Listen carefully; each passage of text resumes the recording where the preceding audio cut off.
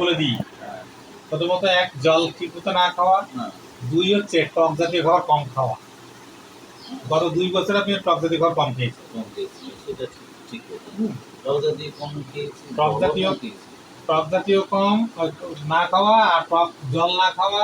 আর দ্বিতীয়ত এই সব ক্যালসিয়াম, তারপর সোডিয়াম, এই জাতীয় খাবার শরীরে ঢুকে দেওয়া। অত তো শরীর দিকে কি আর প্রচুর ঘেমেছে, এখানে কাজ করেছে, মন্দিরে ঘেমেছে প্রচুর।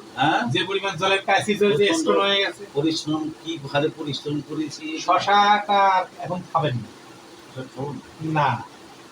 যদি একটা শশা খান, 2টো লেবু খেতে হবে দিনে। ব্যালেন্স। স্টোনের কারণ হচ্ছে এই জন্য ব্যালেন্স করতে লেবু খেতে হবে। শশাতে কি আছে আমি বলে দিচ্ছি। শশাতে আছে শশা, পেয়ারা, এগুলো হচ্ছে ক্ষারীয় ফল। আচ্ছা, ক্ষারীয় ফল মানে ধাতু আছে, আয়রন আছে, তারপর ক্যালসিয়াম আছে, আর এইগুলোতে স্টোন তৈরি করে। আর এই স্টোন বলা আছে যাতে অ্যাসিডিক ফল। এই জন্য ব্যালেন্স করার জন্য আপনাকে রোজ আপেল, লেবু এটা খেতেই হবে।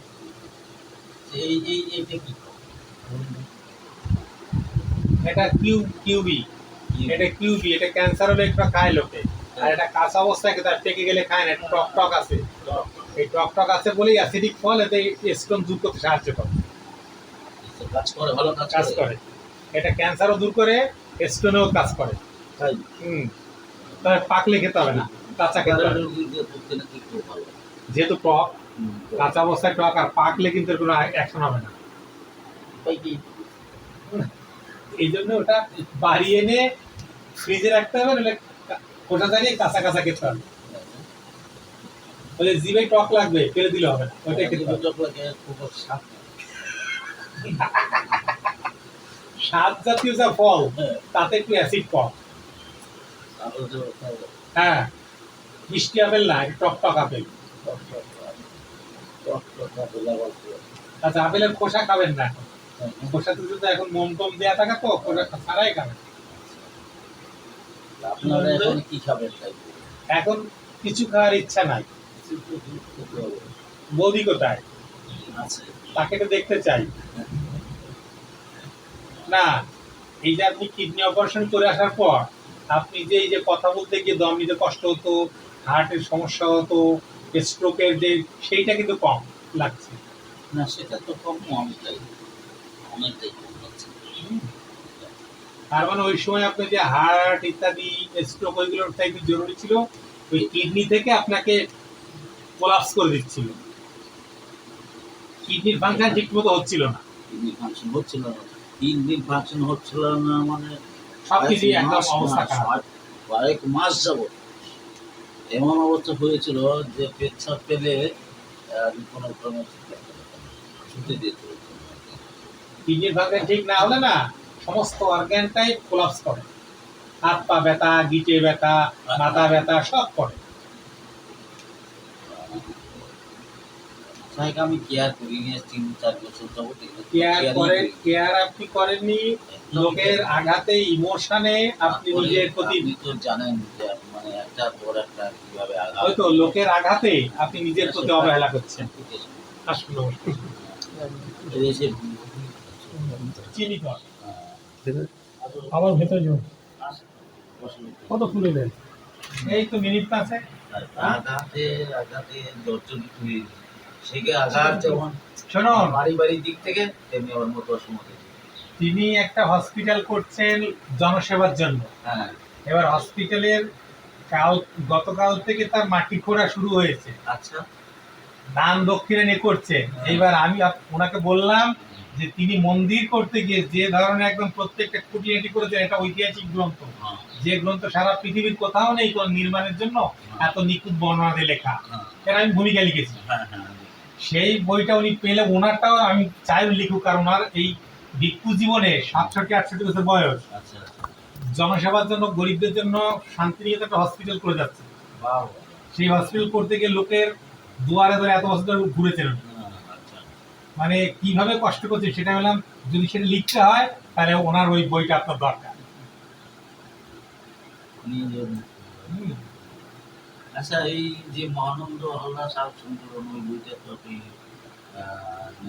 নেই মানে আপনাকে তো তখন তো না না, যে যেমন পাচ্ছেন লুটে নিচ্ছে। আমি আপনাকে বলছি না যে এই দেখো এই যে নিয়ে নিচ্ছে, ব্যাগে ঢুকাচ্ছেন, ব্যাগে ঢুকাচ্ছে, মনে পড়ে আপনাকে? হ্যাঁ, কিন্তু বইটা কিন্তু আপনার কাছে থাকা খুব খুব জরুরি। আমি কি বললাম কথাটা? ওই দিন যেভাবে আপনি অসুস্থতার জন্য সব লন্ডভন্ড হয়ে গেল, এবং আপনি জেনেও কিছু বলতে পারছেন না, আপনি শুনছেন আমার কাছে কিন্তু কিছু বলতে পারছেন না। না, লোকে যে যাওয়ার মতো ব্যাগে ঢুকিয়ে নিয়ে যাচ্ছে বই। হ্যাঁ। আর দেখুন বিজ্ঞাপন দিচ্ছে আর লোকে ব্যাগে ঢুকাচ্ছে। নিয়ে গেল তো। আমার তো ওরকম ছিল না, তবুও আমি ওই অসুস্থ অবস্থায় 3 দিন যে অনুষ্ঠানের রাষ্ট্রের ধরে রেখেছিলাম তখন না থাকলে সে কথা হতো না। মানে এই যে যে আমি তা বলছি না, বলছি মানুষ আপনার ওইটুকু ইনঅ্যাক্টিভনেসের জন্য হ্যাঁ, হ্যাঁ, ফাঁকা করে দিয়েছে। এটা বাস্তব কথা। অনেক অনেক কিছু ব্যবহার হয়ে গেল। এটা একটা দারুণ পয়েন্ট। না, ওনাকে তো আমি সঙ্গে সঙ্গে বলছি, কারণ আমি তো নিজে দেখতে পাচ্ছি। সঙ্গে সঙ্গে বলছি যে এটা করছে, ওই দেখুন ব্যাগে ঢুকাচ্ছে, ব্যাগে ঢুকাচ্ছে। হ্যাঁ, চোখের সামনে হচ্ছে তো ওগুলো। আমি তো ছিলাম, আমি তো ওদের খেয়াল করিনি। আপনি খেয়াল করবেন না, বই এরকম লাট দিয়ে নিয়ে এসে প্রত্যেকের সামনে দিয়েছে, হাতে ধরিয়ে দিয়েছে, আর যে যার মতো ব্যাগে ঢুকাচ্ছে। আমি বলছি টাকা দেবেন না আপনারা বইগুলো, অমুক কে কার টাকা দেবে? আমি অনেকক্ষণ বলেছি। মানে আমার বইতে মানে একেতে আশ্রমের জন্য প্রচুর অর্থ, এদিকে এই বইয়ের জন্য ধার বাকিতে ওখানে যে কজন লোক এসছে, যে লোকাল বলুন বাইরে বলুন, ব্যাগে ঢুকিয়ে। কি করবো এখন? 40,000 টাকা, 40,000 টাকা কি 50,000 টাকা জমা দিই। আমি সেই সেই সময় আপনাকে বলতে পারছি, কিন্তু আপনি তো আপনি আমাকে বলছেন এরকম কিছু আমার করছেন। মুখ দিয়ে তখন কথা বেরোচ্ছে, আমার তো কষ্ট হচ্ছে, ভীষণ কষ্ট হচ্ছে। তা আপনার তো মনে আছে যে আমি বলছিলাম আপনাকে? না, আমার সেগুলো জড়তা কিন্তু এখনো আছে। কমেছে, কমেছে, অনেক কমেছে, এখনো আছে। কমেছে। ওই যে ঘাম বেরিয়ে যাওয়া, স্ট্রোক হয়ে যাওয়া, ওই জন্য তখন আর সীমাহীন গরম ছিল এটাই। ভয়ঙ্কর অবস্থা।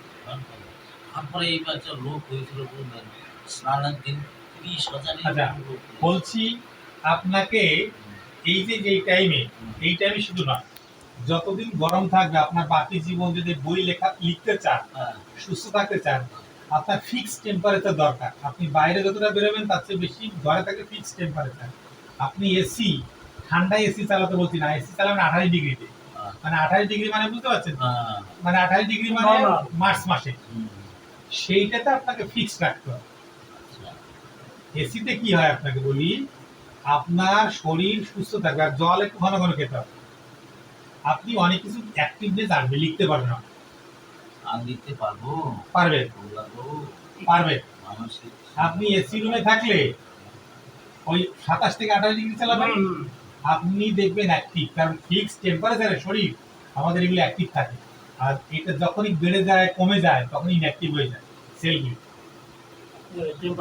তাছাড়া এই অনুষ্ঠানে কয়েকদিন আগে যে ধরনের পরিশ্রম করেছি এই রোদের মধ্যে, তাড়াহুড়ো করে করতে হচ্ছে আপনাকে কমপ্লিট। রোদের মধ্যে এদিকে বই করে প্রকাশ করতে হবে, আর এদিকে মেন্টালি হয়ে গেলাম। সবচেয়ে বেশি ভেঙে পড়লাম যে যারা কালেকশন করে, সে কালেকশনের লোকগুলো কালেকশন এবার ঠিক মতো করেনি, করলেও আপনার কাছে তা পৌঁছায়নি, এটা আমি জানি। বুঝলেন? কারণ ওই যে আমি চক্কর দিচ্ছিলাম এসে, বিভিন্ন লোকের যে ছোট ছোট জটলা পাকিয়ে যে কথাবার্তা, ওতেই বুঝতে পারছিলাম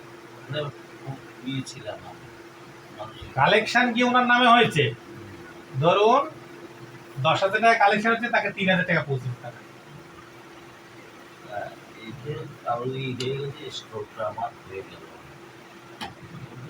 বেশ, আমরা এবার আপনি সুস্থ হয়ে উঠুন তাড়াতাড়ি করে, আর গরম আর আপনি লাগাবেন না, আর না মোটেই যাওয়া যাবে না। গা ঘামলেই আপনার কিন্তু অবস্থা খারাপ হবে।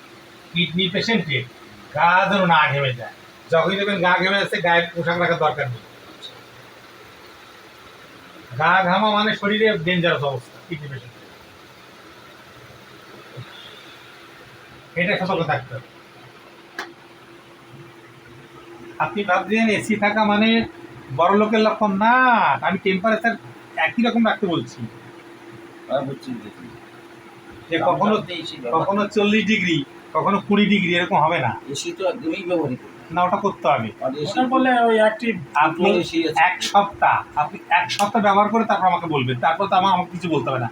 এক সপ্তাহ ব্যবহার করুন, এক সপ্তাহ এসির মধ্যে থাকুন, থেকে আপনি দুদিন বাদে বুঝতে পারবেন যে আপনি এর চাইতে বেশি অ্যাক্টিভ যেখানে এখানে যেটা আছে। আবার বেরোনো বলি তো করবো না।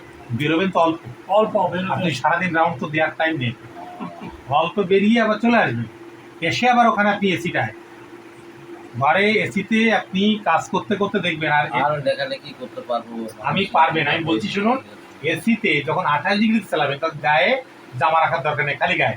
আর এসিতে জামা তখনই পরবেন যদি আপনি 20-22-এ চালান, 20-22-এ চালানোর দরকার নেই। আপনি দেখুন, বিশ্বাস না আমি এক সপ্তাহ পরীক্ষা করুন, পরীক্ষা করে দেখুন না কি। তারপর আপনি এখানে থাকবেন এক হ্যাঁ সপ্তাহ, ওটা ঠিক বলেছেন ওই অফ করে দেবেন না, তাড়াতাড়ি এক সপ্তাহ দেখুন আপনি। তাড়াতাড়ি সুস্থতার পথে যাবে। সুস্থ হয়ে আছে। হ্যাঁ অভিজ্ঞতা রয়েছে। অভিজ্ঞতা আছে। যতগুলো কথা বলেছে, এর আগেও অনেক কথা আমাকে বলেছে। জীবনে বিভিন্ন সময়ে মানে ঘোর পাকে বিভিন্ন সময়ে বিভিন্ন কথা আমাকে বলেছে। আর সবচেয়ে বড় অনেকেই অনেক কিছু করেছে, যা বলার ওর কাছে সবচেয়ে বেশি ব্যক্তিগত বাদিনী যেটা, সেটা আমি পাস করতে পারবো। এটা বলার দরকার নেই।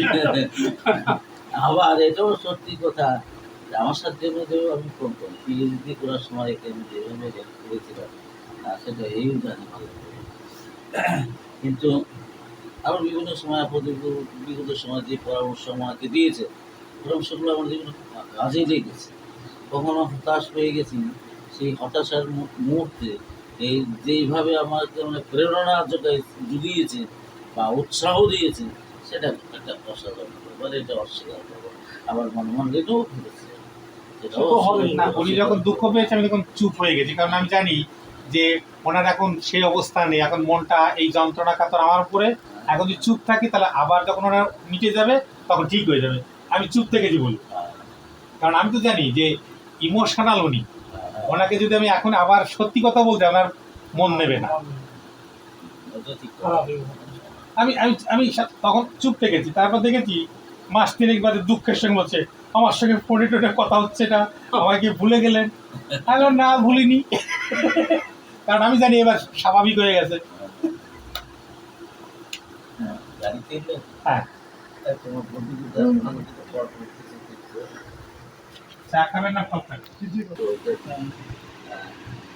ভবতু সর্বমঙ্গলং রক্ষন্তু সর্বদেবতা সর্বভূতানুভাবেনা সদা সত্যি ভবন্তু তে ভবতু সর্বমঙ্গলং রক্ষন্তু সর্বদেবতা সর্বধর্মানুভাবেনা সদা সত্যি ভবন্তু তে ভবতু সর্বমঙ্গলং রক্ষন্তু সর্বদেবতা সর্বসঙ্গানুভাবেনা সদা সত্যি ভবন্তু তে অভিবাদনশীলস্য নিত্যং বদ্ধপসায়িন তত্থারো ধম্মবর্ধন্তি আয়ুবন্নং সুখং বলং আয়ুরারোগ্যসম্পত্তি সর্গসম্পত্তিমেবচং আতোপি নির্বাণসম্পত্তি ইমে নাতি সমীর্যতু।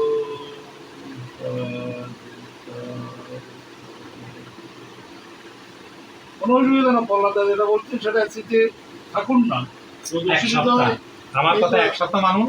যদি আপনি মনে করেন যে চাঙ্গা হয়ে ওঠেননি, তাহলে আপনি আবার নিজের জায়গায় ফিরে আসবেন। এসি কিন্তু ওই কমে চালালে হবে না। 28 ডিসেম্বর হ্যাঁ, যেটুকু আপনার মনে হয় এটা আমার সহিষ্ণু, হালকা ঠান্ডা, ঠিক যেমন ওই হেমন্তকালের মতো, ওরকম শীতকালের মতো লাগালে হবে না। আর যদি মনে হয় এসি চালাতে চালাতে একটু ঠান্ডা লাগছে, 28-29 হয়ে গেল, ব্যাস ঠিকঠাক।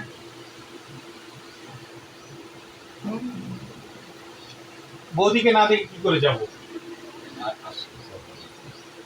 আর ওনাকে ওই মন্দির নির্মাণের ইতিহাসে উনি এটা দিন, উনি যাতে দেখে উনি আপনার বইয়ে অনুপ্রাণিত হন।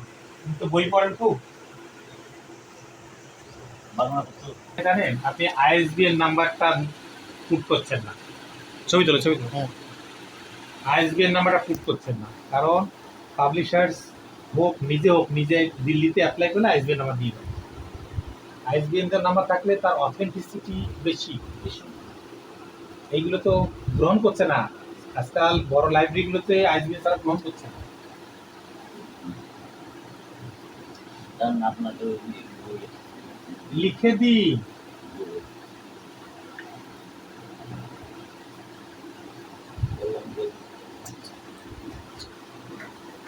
কলম দেবো দাদা, কলম দেবো আপনি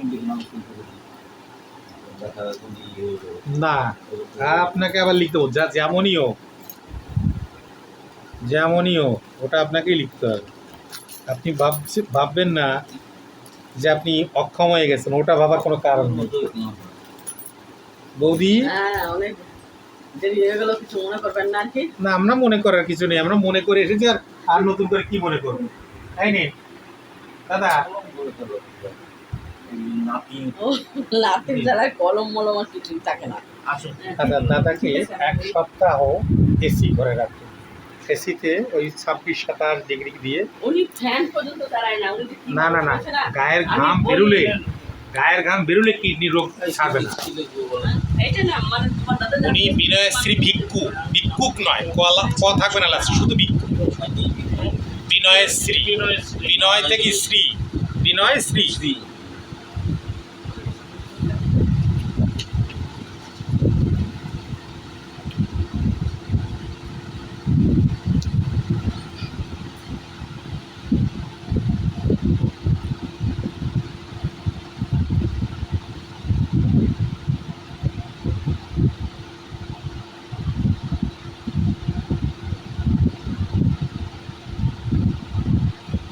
শ্রী দেওয়া যাবে না তাকে, প্রথমে শ্রী দেওয়ার দরকার নেই তো, বিনয়শ্রী আছে, বিনয়শ্রী ভিক্ষুক। ভয়রশ্রী ক্ষীররস্য, ঠিক আছে।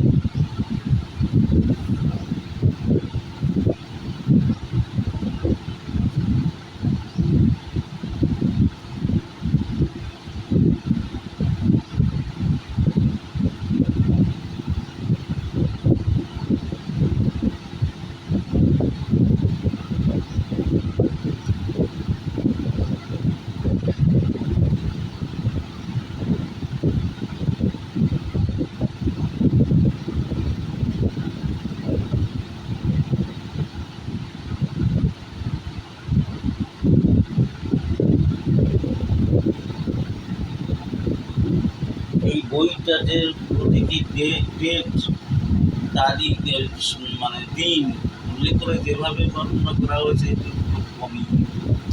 কোনো বই নেই সারা পৃথিবীতে, আমি এমনি লিখিনি ওটা, আপনি ভাববেন আমি আপনাকে প্রশংসা করে লিখেছি। আজকে আছে কথা আজকে হচ্ছে 17 তারিখ, 17 এই যে বলছিলেন আপনি লিখতে পারবেন না, এত অসাধারণ লিখেছেন। না তারপরে যাই হোক তাই হোক, আপনি যে লিখতে পারছেন তো, কি বলছেন হাত কেঁপে যায়, কাঁপেনি একবার? কেঁপেছে? রাখা তো ঠিক আছে। কাঁপেনি। আপনি এসি রুমে গেলে দেখবেন আপনি 2 দিন বাদেই মনে হবে অনেকগুলো বাথরুম, নিশ্চয়ই অ্যাটাচ বাথরুম আছে ওখানে, ব্যাস ব্যাস, আর ফল টলগুলো থাকবে। আর দুটো বই দিতে বলবো। শুনুন, বিরাটবাবু ওই বই সঞ্জয়কে এক গাদা পোস্ট করে পাঠিয়েছে, আমাকে না পছন্দ হচ্ছে না নাকি। এবার ওই বই পাঠানোর পরে বলছে এইগুলো প্রত্যেক বই রিভিউ করে দাও, শান্তিনিকেতনের এই রিভিউ করে দাও, একটা রিভিউর সব খণ্ড মিলে একটা বই হবে, প্রশস্তি বাক্য, সেই প্রশস্তির আমি থামবো।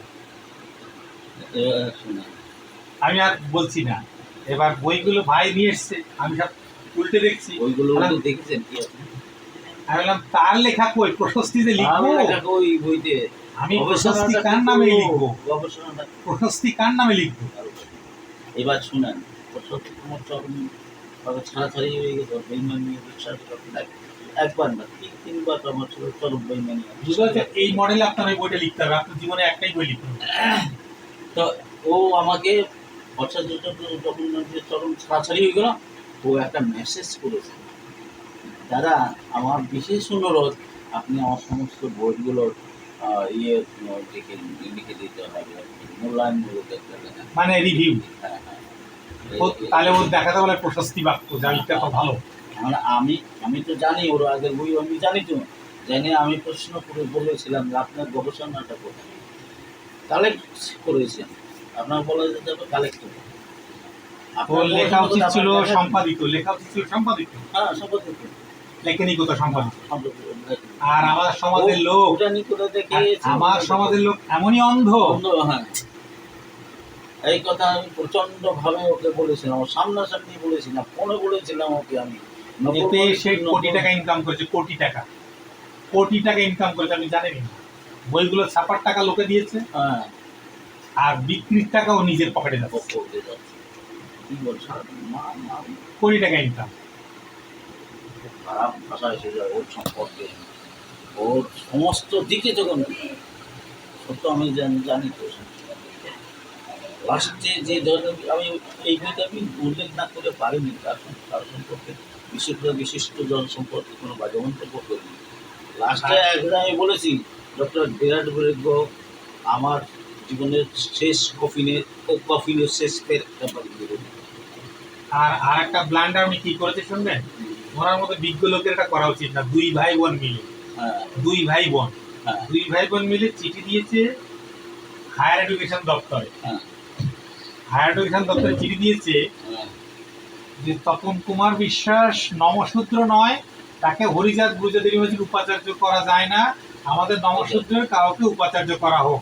তার নিচে নাম দিচ্ছে কে, সমীর দাস নমশূদ্র, তাকে করা হোক।